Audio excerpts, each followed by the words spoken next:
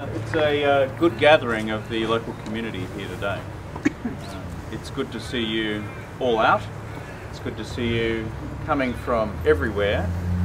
It's good to see you calling this community your home. Local communities make Australia. It doesn't matter where those communities are. They can be at the back of Bourke, they can be in rural Queensland where I grew up, they can be here next door to Fountain Gate. Communities matter. Communities really matter. When we raise our kids, we raise them as parents. Our kids are also raised by the communities in which we live, by the school communities, by the surrounding sporting communities, by the surrounding cultural associations. Well, the social science theorists will tell you that's what social capital is. We just call it communities. Because a healthy kid is someone who is loved and nurtured by their parents and loved and nurtured by their communities. That's why communities like this matter. Anthony's other point, which he has made to me now for more than a decade, is that there is such a huge slab of Australia living in what is called the outer suburbs of our major cities. And we have an enormous proportion of the Australian family who live in places like this. And this is their community. And this is your community. So the question is, what's the role of government in the midst of all of that to make a difference? The role of government in the midst of all that is to make community life in these vast expanses of Australia's cities livable, enjoyable, a place to find a job, a place to obtain the best education possible, and an ability to get around in a decent transport system. That's the job of government. You folks do the rest.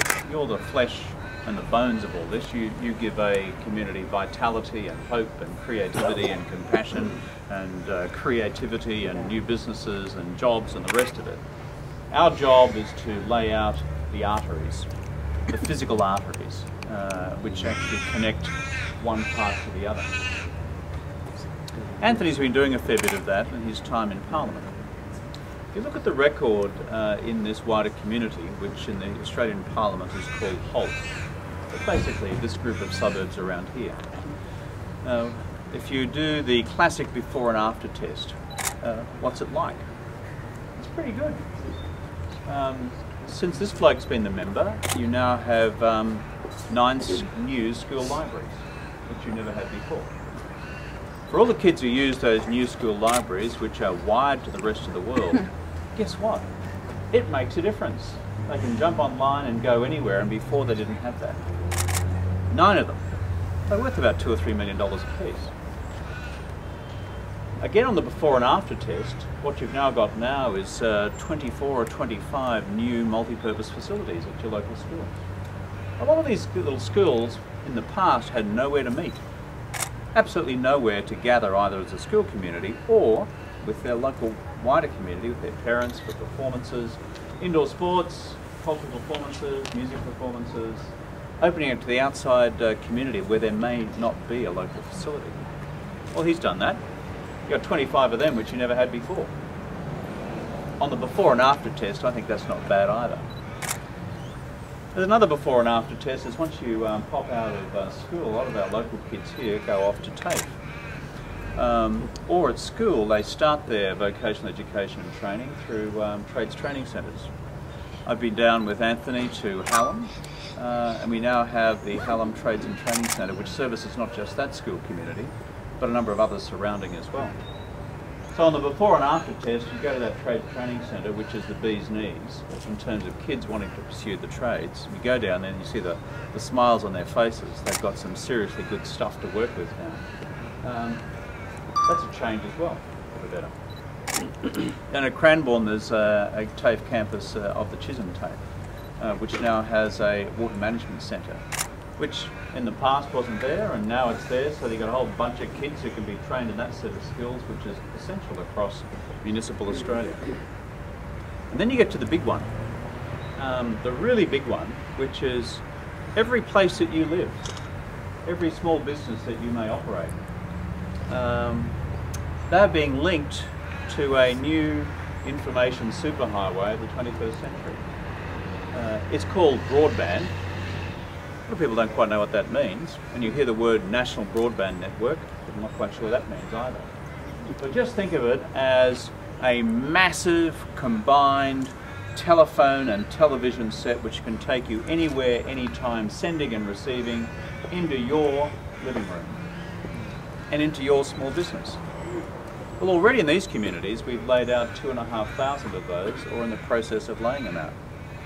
And by the time we get to 2 or 3 years' time, 2016, 46,000 homes in these communities will have this fibre optic cable to the house. That's pretty good. Before, you never had any of that either. And the after is that you do, and you're getting it. And it's going to transform the way in which community life and family life and small business work actually proceeds. So, you know, I always ask very simple from and to questions, before and after questions about the effectiveness of local members of parliament. And that ain't a bad list of befores and afters in my calculation. Of course, it's not just bricks and mortar, it's other things that you do as well. What I've spoken to Anthony a lot about in recent years has been almost his single-handed national campaign to take youth suicide from the margins of the national conversation into the centre of the national conversation, and the broader concerns about available mental health services, particularly in outer suburban areas. He's led that charge, and by a voice in the national parliament, he's not just delivering to you in terms of bricks and mortar, which he has. It's a pretty good report card. It's a voice in the national parliament which makes a difference in ways which affect the entire Australian community. For example, the Headspace program that we're rolling out nationally. This guy's had a lot to do with that. Other mental health support services. He's had a lot to do with that because he has a passion for it based on his experience of these challenges here in your local community. Of course, I do other stuff with this guy as well. He's chairman of the Intelligence Committee of the Parliament. And I can't tell you anything about what we do there. Unless you like to be shot afterwards. Or before, whichever. Exactly.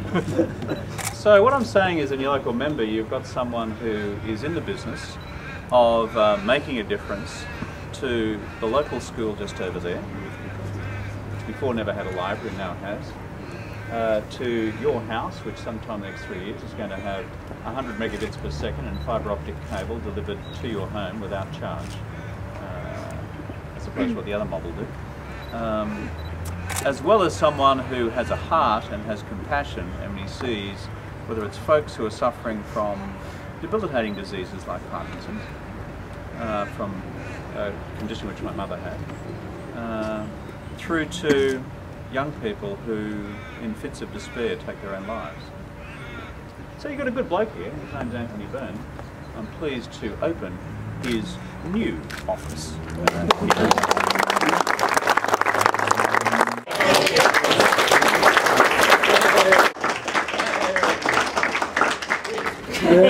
Come in, Kevin. Come in, guys.